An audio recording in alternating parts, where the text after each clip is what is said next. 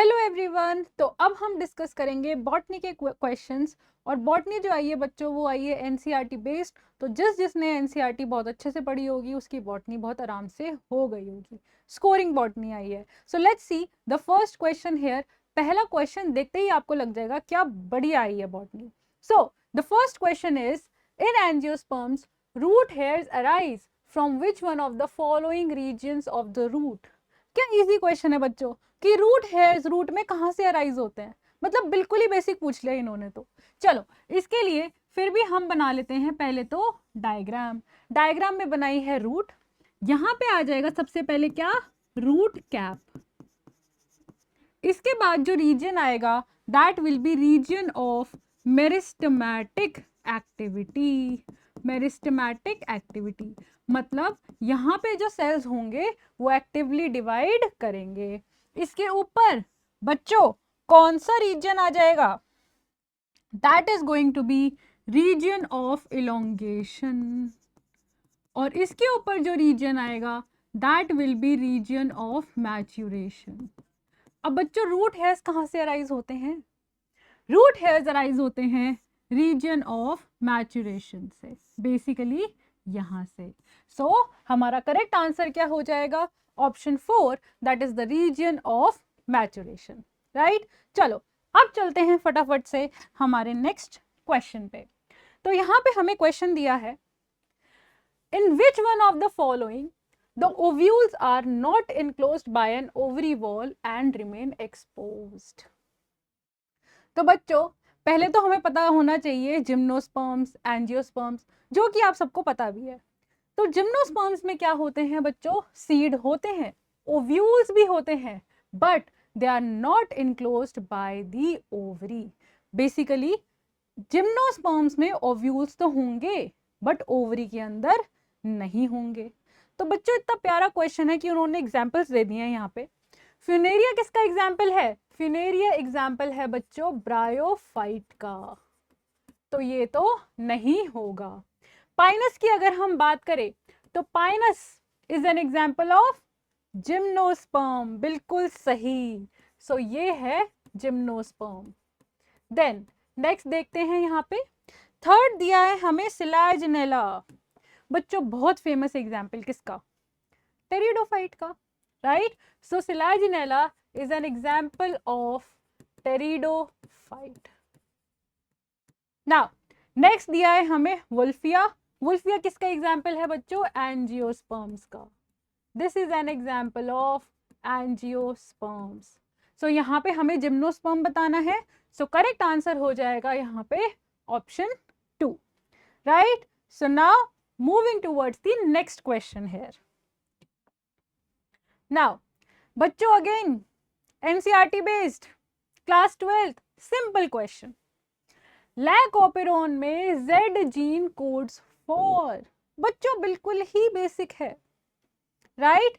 Lack operon में Z gene जो है वो कोड करता है for the enzyme beta galactosidase. Beta galactosidase. Right.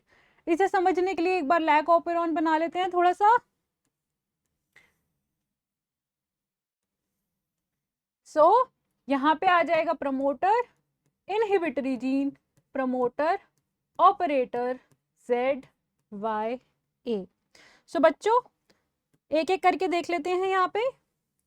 ये जो है दिस इज द प्रमोटर, ये प्रमोटर है, ये इनहिबिटरी जीन है, this is again a promoter,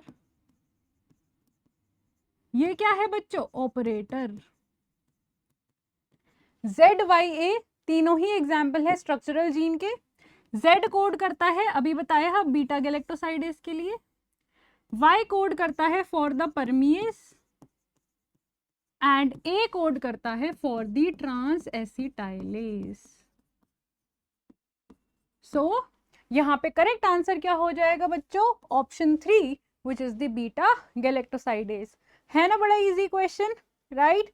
चलो moving towards the next question जो कि है exploring molecular genetic and species level diversity for products of economic importance is called, बच्चों direct definition है, राइट क्या है, डायरेक्ट डेफिनेशन है, और इसका आंसर होगा यहाँ पे बायो प्रोस्पेक्टिंग। सो बच्चों डायरेक्ट डेफिनेशन नहीं है, करेक्ट आंसर है यहाँ पे ऑप्शन 3, राइट।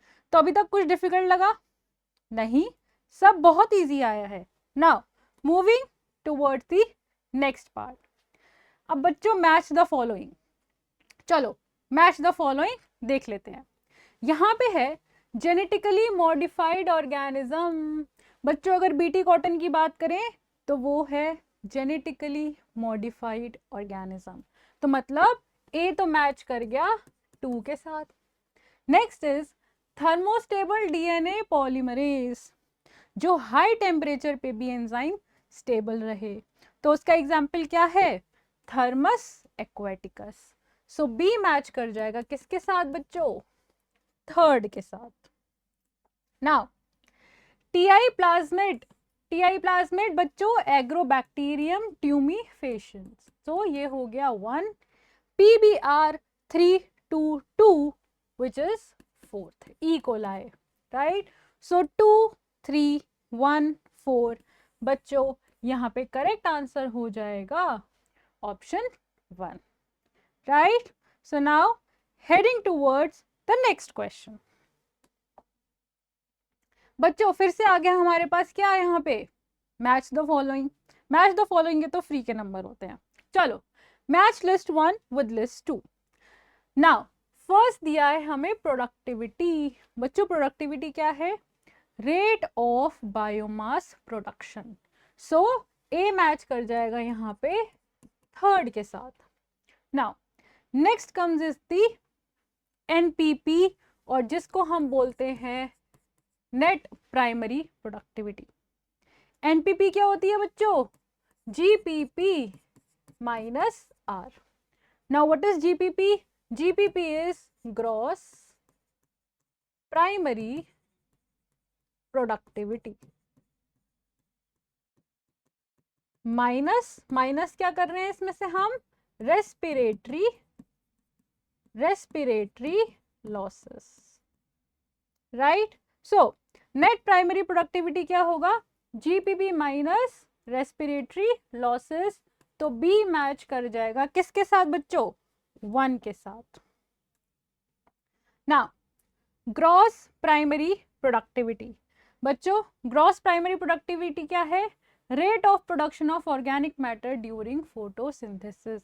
जब प्लांट्स फोटोसिंथेसिस करते हैं तो कितना ऑर्गेनिक मैटर जो है प्रोड्यूस होता है, बेसिकली रेट क्या है उस प्रोडक्शन ऑफ ऑर्गेनिक मैटर का, this is the gross primary productivity, तो यहाँ पे आएगा 4th।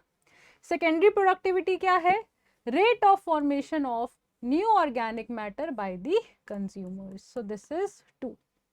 सो 3, 1, 4, 2 हमारा करेक्ट आंसर हो जाएगा यहाँ पे option 1, right. Now moving towards the next question. चलो next question is, since the origin and diversification of life on earth there have been 5 episodes of mass extinction. जब से ओरिजिन और diversification हुआ है लाइफ का अर्थ पे, तब से 5 एपिसोड्स हो चुके हैं of the mass extinction of species, right. How is the 6th which is in progress different from the previous episodes.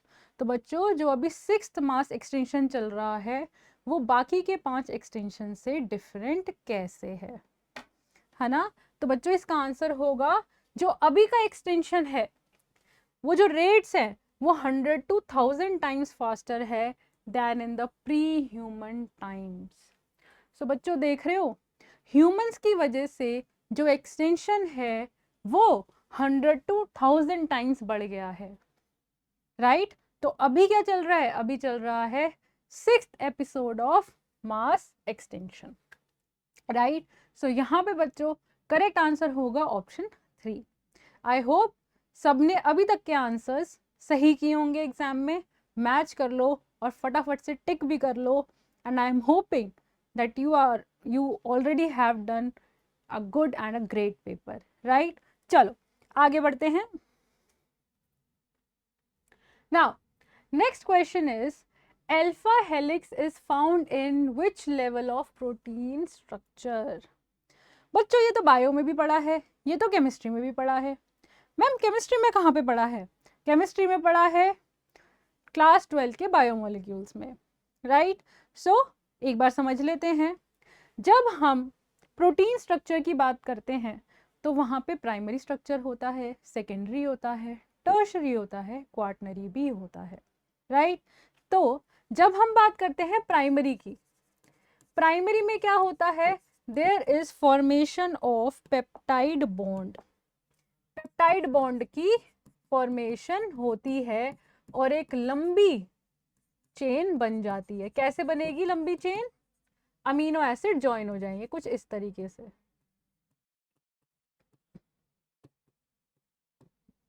Right? ए जो है वो रिप्रेजेंट कर रहा है अमीनो एसिड. नाउ इसके बाद होता है सेकेंडरी स्ट्रक्चर.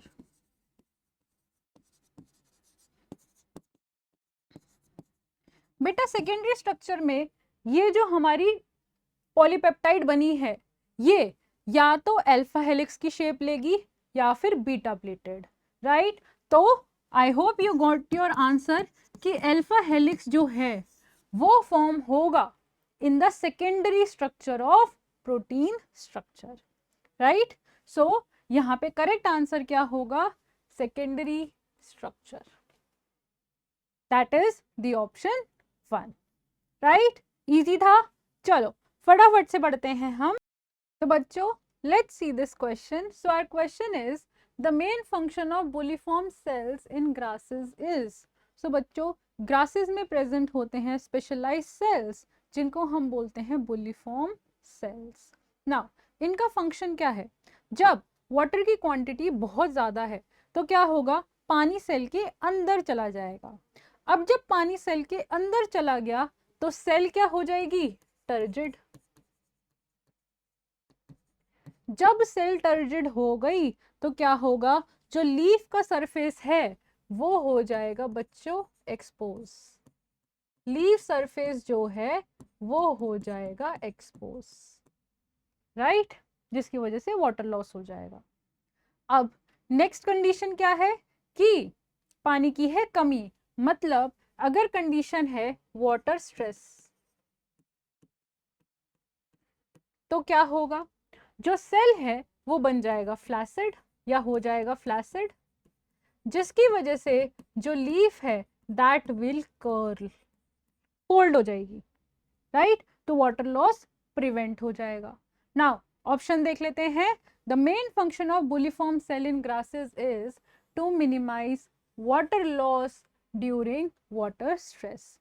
सो यहाँ पे करेक्ट आंसर होगा आपका option 4. Now moving towards the next question. बच्चों पीसीआर का क्वेश्चन आया है, बायोटेक्नोलॉजी का क्वेश्चन आया है, बहुत ही इजी स्टेप्स हैं, राइट? अगर हम बात करें सबसे पहले स्टेप की, so that is the denaturation. Denaturation में बच्चों क्या होगा? There will be separation of the 2 DNA strands. जो 2 डीएनए स्ट्रैंड्स वाइंडेड थे वो सेपरेट आउट हो जाएंगे. That is the denaturation. इसके बाद बच्चों क्या होगा? एनीलिंग. उसके बाद there will be the extension, right? कि भाई जो नया स्ट्रैंड है वो सिंथेसाइज होता चला जाएगा. तो ये होंगे steps. So our steps will be denaturation, annealing and then the extension. So यहाँ पे करेक्ट आंसर हो जाएगा option 4, right?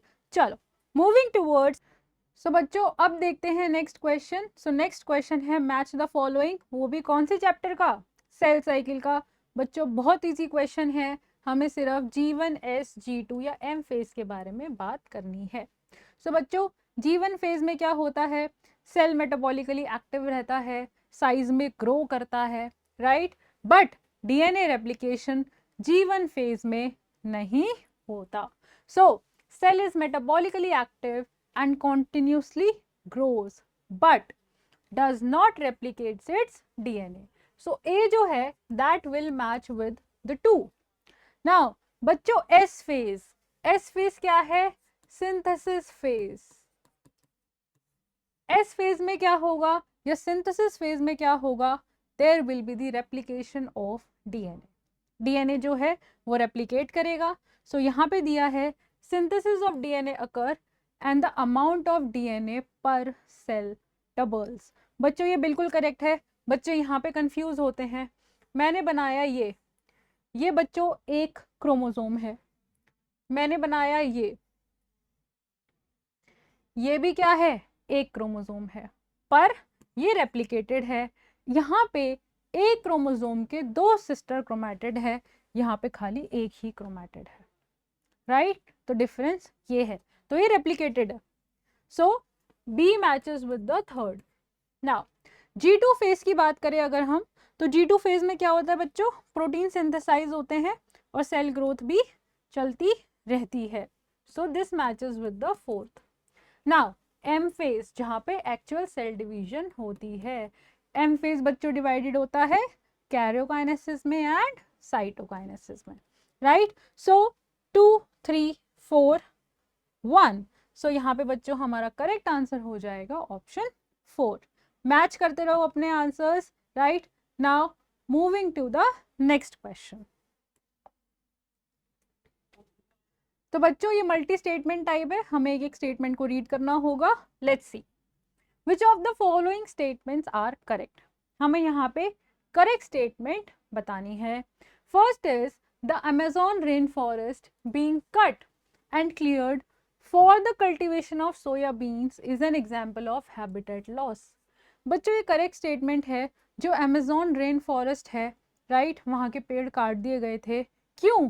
For the cultivation of soybean. Correct है. स्टेलर सी काउ और जो पैसेंजर पिजन है became extinct due to over exploitation by humans.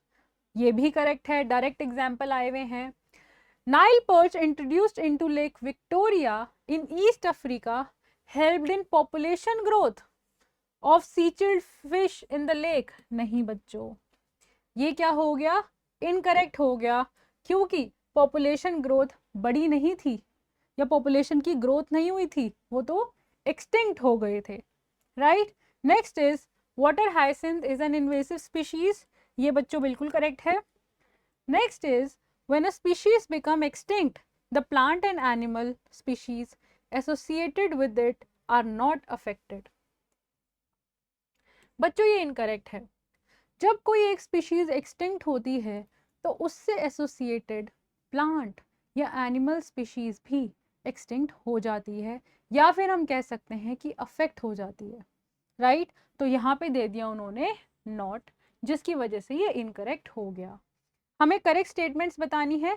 So correct statement will be A, B and D. So यहाँ पे correct answer हो जाएगा option 2. Right? Now moving towards the next question. So now bachcho let's see the next question. So our question is which of the following statements are correct with reference to the transcription unit.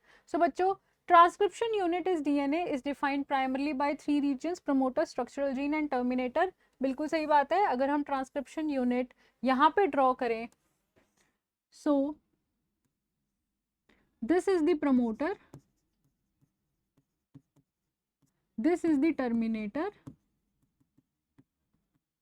और बीच में लाए करेंगे structural genes. Right? So A statement correct है. The promoter is said to be located towards the 5' end of the structural gene. So बच्चों यहाँ पे हम एक बार मार्क कर लेते हैं to the region of promoter and the terminator with respect to the coding and the template strand. Right? So 3' to 5', 5' to 3'. So बच्चों ये वाला स्ट्रैंड कौन सा हो गया? कोडिंग. और ये वाला स्ट्रैंड कौन सा हो गया? Template.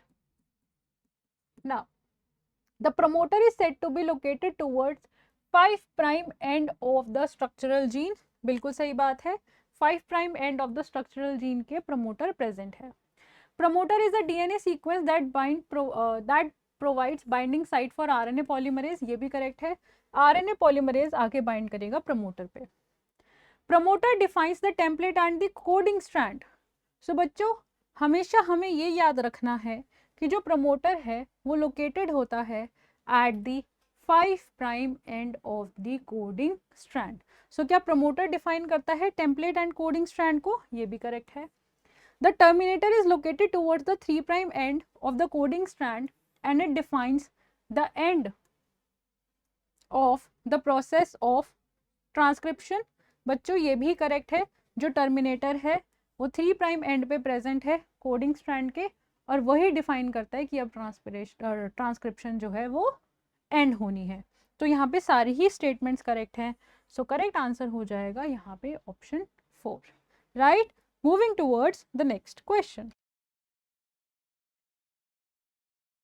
So our question is which one of the following statements is not true about the universal rules of binomial nomenclature। तो बच्चों एक चीज पेपर में नोटिस कर रहे हो कि जब स्टेटमेंट बेस्ड क्वेश्चन आते हैं तो बहुत ज़रूरी हो जाता है क्वेश्चन को ढंग से रीड करना, राइट। कभी करेक्ट स्टेटमेंट पूछेगा, कभी इनकरेक्ट पूछेगा, कभी which of the following is true पूछेगा, कभी क्वेश्चन में पूछेगा कि which of the following is not true. So question reading is very very important.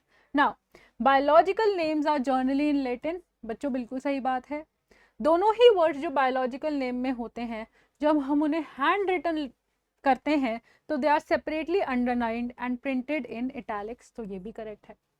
जो स्पेसिफिक एपिथेट है in the biological name starts with a small letter, ये भी correct है। एग्जाम्पल ले लेते हैं मैंगो का, विच is the Mangifera indica, right. अब मैंने इसे अंडरलाइन भी कर दिया है क्योंकि हैंड रिटन है, और स्पेसिफिक एपिथेट जो है वो स्मॉल लेटर से स्टार्ट हुआ है। जो फर्स्ट वर्ड है बायोलॉजिकल नेम में वो रिप्रेजेंट करता है specific epithet, while the second denotes the genus. बिल्कुल इनकरेक्ट है, ये है जीनस, ये है genus,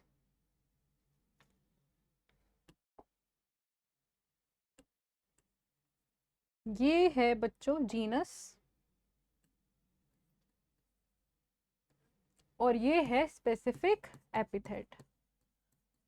this is the specific epithet, right. So यहाँ पे नॉट ट्रू पूछा है, करेक्ट आंसर हो जाएगा यहाँ पे option 4, right. Moving towards the next question, again हमारे पास है match the following. Let's see, match list 1 with list 2। यहाँ पे दिया है हमें डिकम्पोजिशन।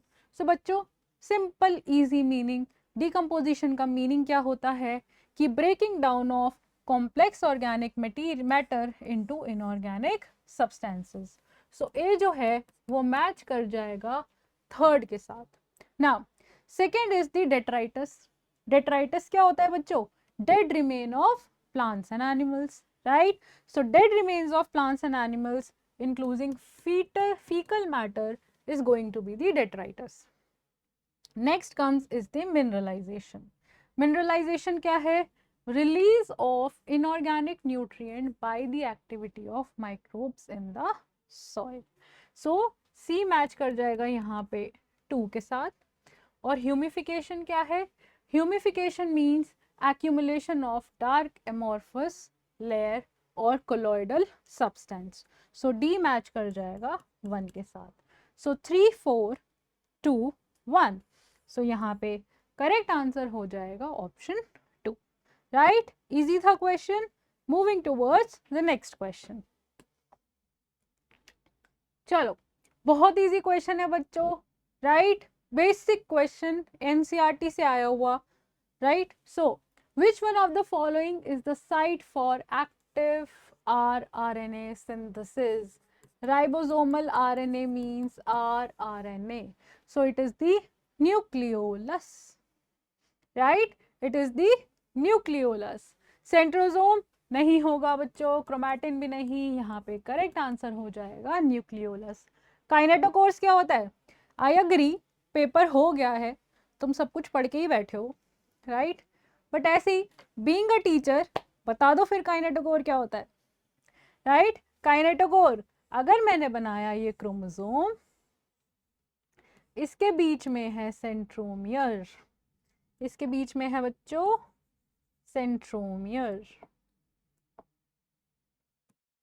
सेंट्रोमियर पे डिस्क शेप्ड स्ट्रक्चर प्रेजेंट होगा, ये इसको बोलते हैं काइनेटोकोर।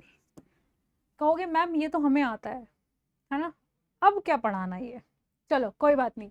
सो यहाँ पे करेक्ट आंसर हो जाएगा option 3। Now moving towards the next question. बच्चों अगेन इजी क्वेश्चन है, the RQ respiratory question of a biomolecule used for respiration as per the above equation would be, बच्चों क्या करना है, जितनी CO2 है उसको लिख लो 102 डिवाइड बाय 145, आंसर आ जाएगा 0.7। 0.7 जो है वो बच्चों लाई करता है बिटवीन 0.5 एंड 0.95। अब देखो ऑप्शंस में घुमाया बस, और कुछ नहीं करा, राइट। डायरेक्ट वैल्यू ना देके ऑप्शन में इन बिटवीन डाल दिया, smaller than, less than, greater than, ये डाल दिया, right. So correct answer will be option 1। Now next easy question again, there is match list 1 with list 2। so बच्चों incomplete dominance, कहोगे मैम पूरे साल यही तो पढ़ा है ना भाई, principles of inheritance and variation chapter में पूरे साल यही तो पढ़ा है। चलो, incomplete dominance, inheritance of flower colour in antirrhinum species. So A match कर जाएगा 2 के साथ। Now codominance, again very easy. अगर हम बात करें ब्लड ग्रुप की तो उसमें ए बी जो ब्लड ग्रुप है, this is an example of codominance. So B match कर जाएगा 4 के साथ। सी बच्चों pleiotropy, single gene showing multiple effects, right. Example क्या है, phenylketonuria in humans. Polygenic inheritance as the name suggest, multiple gene controlling a character which is the human skin color। so 2 4 3 1 correct answer हो जाएगा यहाँ पे option 1, right. Moving towards the next question. Now next is arrange the following steps of DNA fingerprinting in a correct sequence. Again बच्चों NCERT based, direct कुछ भी नहीं करना है। एनसीईआरटी अगर ढंग से पढ़ी है तो बायो तो हो ही गई, राइट। चलो फटाफट देख लेते हैं। Isolation of DNA and it's digestion bye restriction endonuclease, बिल्कुल सही बात है भाई। सबसे पहले डीएनए को निकालोगे, उसे फ्रैगमेंट्स में ब्रेक करोगे, कैसे, बाय दी रिस्ट्रिक्शन एंडोन्यूक्लियस, पहला तो यही होगा। Now next, hybridization using a labelled VNTR probe, ये नहीं होगा अभी। उसके बाद होगा बच्चों separation of DNA fragments by electrophoresis. हमने डीएनए निकाला, फ्रैगमेंट में ब्रेक डाउन किया, उसके बाद साइज के बेस पे उसे सेपरेट करेंगे, राइट। सेपरेट करने के बाद क्या करेंगे हम, उसे सिंथेटिक मेम्ब्रेन पे ट्रांसफर कर देंगे। Then hybridization using a VNTR probe, और उसके बाद detection of hybrid DNA fragments by autoradiography. So A, E, C, B, AECB, D। So बच्चों यहाँ पे करेक्ट आंसर हो जाएगा option 3, right. Moving towards the next, so let's see the next question. So our question is, which of the following statements are correct with reference to the packaging of DNA helix? सबसे पहले है histones are organized to form a unit of 8 molecules called histone octamer, ये correct है। histones are negatively charged basic proteins, ये incorrect है बच्चों। histones are positively charged। Histones rich है basic amino acid में, जैसे कि लाइसिन एंड आर्जिनिन, ये करेक्ट है। पॉजिटिवली चार्ज डीएनए, बेटा बिल्कुल ही इनकरेक्ट है ना। बेसिक नेगेटिवली चार्ज डीएनए, इसको पूरा पढ़ने की भी जरूरत नहीं है, हटाओ। Packaging of chromatin at a high level required additional protein, जिन्हें बोलते हैं हम NHC, non histone chromosomal protein, तो ये भी करेक्ट है। सो हमारे पास ए सी ई ये करेक्ट है। सो करेक्ट आंसर हो जाएगा यहाँ पे ऑप्शन 1। चलो फटाफट let's move to the next question. Now हमें यहाँ पे बच्चों बतानी है incorrect statement. Let's see, water splitting complex is associated with PS1। देखते ही पता चल रहा है बच्चों PS1 नहीं है, यहाँ पे होना चाहिए PS2। Next, C4 plants use the C3 pathway of CO2 fixation as the main biosynthetic pathway। बच्चों करेक्ट बात है, C4 प्लांट में C3 पाथवे तो होता ही है ना, हमने कब कहा नहीं होता है, बिल्कुल होता है। चलो, C4 प्लांट्स में फोटो रेस्पिरेशन नहीं होता, बिल्कुल सही बात है, नहीं होता। Next, C3 plants exhibit Kranz anatomy, ये क्या लिखा हुआ है क्वेश्चन में, देखते ही पता चल रहा है C4 प्लांट्स एग्जिबिट करते हैं क्रान्स एनाटॉमी, C3 नहीं करते। नाउ एटीपी सिंथेसिस जो है क्लोरोप्लास्ट में ऑकर थ्रू केमियोस्मोसिस, बच्चों ये भी करेक्ट है, पर यहाँ पे हम थोड़ा ध्यान देंगे, हमसे क्वेश्चन में इनकरेक्ट स्टेटमेंट पूछिए, राइट। तो इनकरेक्ट कौन सी है, डी एंड ए, तो यहाँ पे बच्चों करेक्ट आंसर हो जाएगा ऑप्शन 4। आई होप तुम सब ने क्वेश्चन को ध्यान से पढ़ा होगा, right. Now moving to next, arrange the following steps of somatic hybridization. बच्चों स्टेप्स वाले क्वेश्चन बहुत आ रखे हैं ना इस बार, राइट। चलो सोमैटिक हाइब्रिडाइजेशन के स्टेप्स देख लेते हैं। सबसे पहले क्या होगा भैया, थोड़ा तो दिमाग लगाओ, डाइजेशन ऑफ सेल वॉल। अरे ना ना बाबा, डाइजेशन ऑफ सेल वॉल क्यों होगा, सबसे पहले तो हम आइसोलेट करेंगे, आइसोलेट करेंगे, राइट। सबसे पहले होगा isolation of single cell from 2 different variety of plants.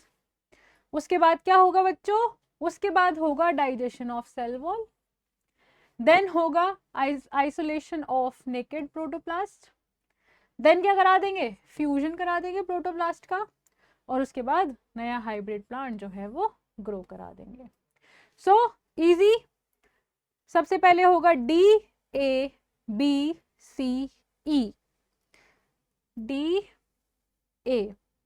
DABCE। सो बच्चों यहां पे करेक्ट आंसर हो जाएगा ऑप्शन 1। चलो आगे बढ़ते हैं। Now again match the following, फटाफट से कर लेते हैं इसे भी। पहला दिया है कंजक्टिव टिश्यू, बच्चों कंजक्टिव टिश्यू कहां पड़ा था, याद कर लो थोड़ा सा, राइट।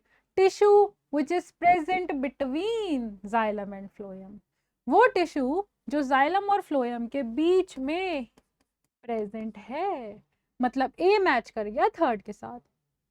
नाउ देखो यहाँ पे थर्ड वाले 2 ऑप्शन है, मैच द फॉलोइंग तो ऐसे ही देखा करो, पहला मिला लो उसके बाद ऑप्शंस देख लो। कई बार क्या होता है ना, ऑप्शन बहुत इजी होते हैं, राइट। अब यहाँ पे 2 मिल रहे हैं, अब देखते हैं हम। देखो बी का तो 4th ही है, तो चलो कैस्पेरियन स्ट्रिप को मार्क कर लेते हैं 4, endodermal cells with suberin deposition. Now comes the subsidiary cells, कहाँ होते हैं बच्चों subsidiary cells, in the vicinity of guard cell, right. So C match करेगा 1 के साथ, और starch sheath will be endodermal cells rich in starch, so this will be 3 4 1 2। तो यहाँ पे करेक्ट आंसर हो जाएगा ऑप्शन 3, राइट। चलो आगे बढ़ते हैं, आई होप सबके आंसर सही जा रहे होंगे अब तक, और आगे भी वैसे सही ही जाएंगे, राइट। चलो, which one of the following is not a characteristic of plant cell in a phase of elongation? Phase of elongation में क्या नहीं होता? पहला दिया है new cell wall deposition, then है सेल इनलार्जमेंट, इंक्रीज्ड वैक्यूलेशन। बच्चों ये तीनों ही चीजें होती हैं फेज ऑफ इलोंगेशन में। Large conspicuous nuclei, this is not a characteristic of plant cell in the phase of elongation. So यहाँ पे करेक्ट आंसर हो जाएगा ऑप्शन 4, राइट। कौन सी चैप्टर का क्वेश्चन है? Plant growth and development, class 11, NCERT में clearly line mentioned है। इसलिए मैंने बोला है बेटा एनसीईआरटी करिए तो कोई दिक्कत ही नहीं आई होगी पेपर में, नहीं करिए तो जरूर आई होगी, राइट। चलो नाउ नेक्स्ट क्वेश्चन दिया है हमें, अगेन मैच है ग्रोथ रेगुलेटर और फंक्शन और उसके इफेक्ट्स। सो बच्चों 2,4-D used as a herbicide, used as a herbicide. GA3 gibberellic acid used in the brewing industry. यहां पे बच्चों बात करते हैं काइनेटिन की, तो nutrient mobilization which is 4th। Abscisic acid क्या करता है? स्टिमुलेशन ऑफ स्टोमेटा को क्लोज कर देगा, स्ट्रेसफुल कंडीशन में स्टोमेटा को क्लोज कर देगा। So D matches with the 2। 3, 1, 4, 2, यहाँ पे हमारा आंसर हो जाएगा ऑप्शन 1, राइट। चलो आगे बढ़ते हैं। The enzyme required for carboxylation in the Calvin cycle, direct easy question, कौन सा है? RUBP carboxylase oxygenase, right. So यहाँ पे हमारा करेक्ट आंसर हो जाएगा ऑप्शन 3। चलो बच्चों फटाफट से आगे बढ़ते हैं हम। How many ATP and NADPH molecules are required to make 1 molecule of glucose in the Calvin pathway? बच्चों अगेन स्ट्रेट डायरेक्ट क्वेश्चन, मतलब यहाँ पे है 18 ATP एंड 12 NADPH, ये तो किसी का गलत होना ही नहीं चाहिए। सो यहाँ पे करेक्ट आंसर हो जाएगा ऑप्शन 1, राइट। चलो आगे बढ़ते हैं। Which of the following floral formula is the correct floral formula of Solanaceae family? Again simple formula आया हुआ है सोलानेसी फैमिली का। चलो फटाफट देखेंगे। यहाँ पे कौन सी कंडीशन होती है? एक तो जो फ्लावर होता है वो एक्टिनोमॉर्फिक होता है, बाइसेक्सुअल होता है, कैलिक्स होते हैं 5, कोरोला होते हैं 5 जो कि होते हैं फ्यूज्ड। यहाँ पे एक और कंडीशन होती है जिसको हम क्या बोलते हैं? जिसको हम बोलते हैं एपीपेटलस कंडीशन, मतलब कि जो स्टेमेंस हैं वो कनेक्टेड होते हैं पेटल से। देन गाइनोशियम सुपीरियर और 2 एंड फ्यूज्ड। सो यहाँ पे करेक्ट आंसर हो जाएगा option 2, right. Moving next. Which of the following is an in situ conservation method? In situ conservation method का एग्जाम्पल सेक्रेड ग्रुव्स करेक्ट है, वाइल्ड लाइफ सफारी पार्क्स नहीं, botanical garden भी नहीं, seed bank भी नहीं। सो यहाँ पे करेक्ट आंसर हो जाएगा option 1। So let's see this question. So our question is, which of the following statements are not true regarding restriction endonucleases? So बच्चों हमें यहाँ पे इनकरेक्ट स्टेटमेंट बतानी है। Let's see. इन्हें मॉलिक्यूलर सीजर कहते हैं, बिल्कुल सही बात है। These are the enzyme responsible for restricting the growth of bacteriophages and E. coli, ये भी करेक्ट है। They cut the DNA only at the center of palindromic sites, नहीं बच्चों, ये जो पैलिंड्रोमिक सीक्वेंस होता है इसके बीच में कट करते हैं, राइट। मतलब कि हम ये बोल सकते हैं कि ये जो मॉलिक्यूलर सीजर्स हैं ये कट करती हैं with in the palindromic sequences. यहाँ पे लिख दिया only at the centre. They remove nucleotide from the ends of DNA fragment, ये तो इनकरेक्ट ही हो गया। वो रिकॉग्नाइज करती हैं specific palindromic base pair sequences, तो ये करेक्ट है। तो यहाँ पे C and D statements are incorrect. So हमारा करेक्ट आंसर हो जाएगा option 4। Next is in racemose inflorescence. बच्चों रेसमोस इनफ्लोरेसेंस जो है उसमें मेन एक्सिस ग्रो करती रहती है, राइट। और जो फ्लावर्स हैं वो आते हैं इन एक्रोपीटल सक्सेशन। सो यहाँ पे करेक्ट आंसर हो जाएगा option 4। So let's see the next question. So हमारा नेक्स्ट क्वेश्चन है from the sexual reproduction in flowering plants, वो भी माइक्रोस्पोरोजेनेसिस से रिलेटेड, राइट। इसमें भी हमें सीक्वेंस बताना है, इजी ही क्वेश्चन है। सबसे पहले क्या होगा, there will be a sporogenous tissue, sporogenous tissue में होंगे पोलन मदर सेल्स, राइट। उसके बाद पोलन मदर सेल से बनेंगे माइक्रोस्पोर टेट्राड, और उसके बाद बनेंगे pollen grain. So B D A C. So यहाँ पे बच्चों करेक्ट आंसर हो जाएगा option 2। I hope you all are marking, right. फटाफट से स्कोर कैलकुलेट कर लेंगे इसके बाद। नाउ नेक्स्ट इज, हमें बतानी है correct statement about the biomolecules. First is lipids are generally water soluble, बच्चों इनकरेक्ट है, लिपिड्स वाटर सोल्यूबल नहीं होते। प्रोटीन्स पॉलीपेप्टाइड होते हैं, बिल्कुल सही बात है, राइट। Polysaccharides are long chains of sugar, ये भी करेक्ट है। Adenine and guanine are substituted pyrimidine, बच्चों ना ना, एडेनिन एंड ग्वानिन क्या है, प्यूरिन्स हैं। Almost all enzymes are proteins, ये भी करेक्ट है। सो यहाँ पे हो जाएगा B C and E, B C E correct है। So correct answer will be option 2, right. चलो आगे बढ़ते हैं। Which of the following statements are true with reference to sex determination in honeybee? जिन लोगों ने प्रीवियस ईयर सॉल्व किए हैं, जिन्होंने क्वेश्चन प्रैक्टिस किया है, उनको हनी बी पे क्वेश्चन तो हर पेपर में मिला ही होगा। तो ये गलत हो जाए ऐसा तो हो नहीं सकता। चलो फटाफट देखते हैं। Offspring formed from the union of sperm and an egg develops a female, बिल्कुल सही बात है। जब स्पर्म और एग का यूनियन होगा तो फीमेल बी ही बनेगी, वो हो सकती है क्वीन और worker B. Unfertilized egg developed as a male by parthenogenesis, ये करेक्ट है। मेल में जो क्रोमोसोम होते हैं वो होते हैं 16 होते हैं बच्चों, और फीमेल्स में होते हैं 32, राइट। सो मेल में हाफ नंबर ऑफ क्रोमोसोम होते हैं। Males produce sperms by mitosis, mitosis, तो ये यहाँ पे गलत हो गया।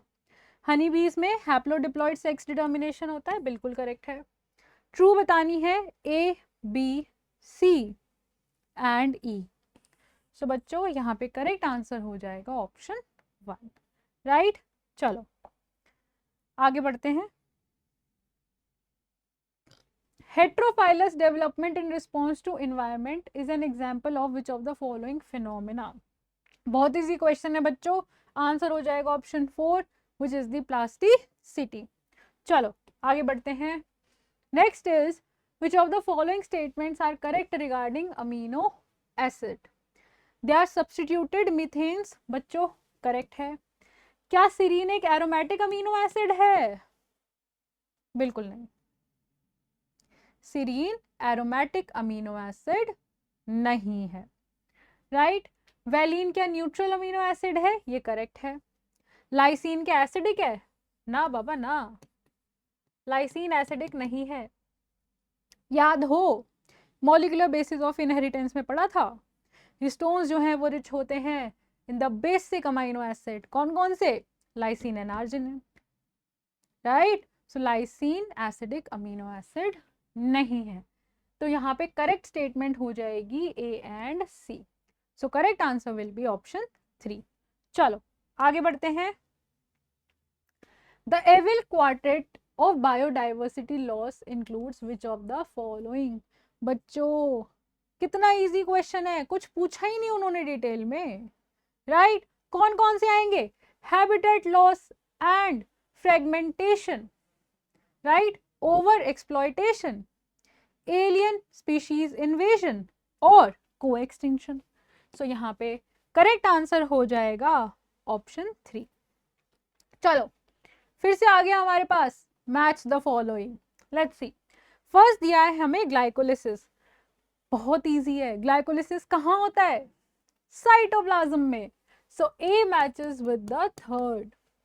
ईटीएस, ईटीएस कहाँ होगी बच्चों? फटाफट से बता दो। होगी इनर माइटोकॉन्ड्रियल मेम्ब्रेन में। प्रोटॉन्स का एक्यूमुलेशन कहाँ होगा? इंटरमेम्ब्रेन स्पेस में। और क्रेब्स साइकिल कहाँ होगी? माइटोकॉन्ड्रियल मैट्रिक्स में। सो 3 1 4 2। सो यहाँ पे करेक्ट आंसर हो जाएगा ऑप्शन 3, राइट। चलो moving ahead. Which of the following is a diploid cell?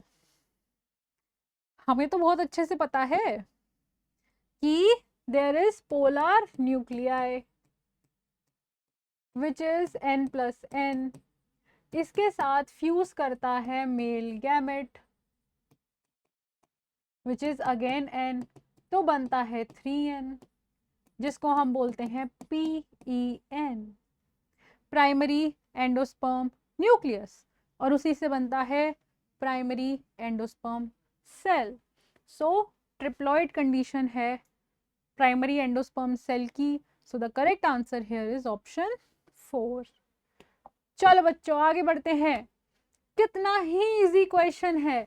Which of the following type of pollination brings genetically different type of pollen grain to the stigma?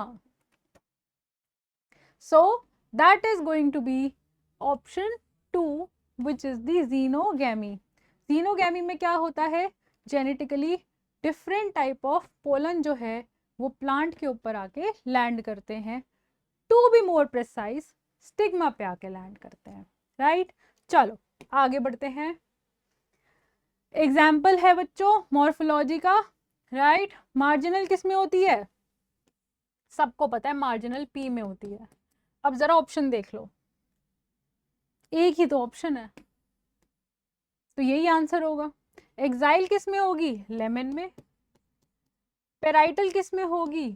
Mustard में। और basal किस में होगी? Marigold में, right.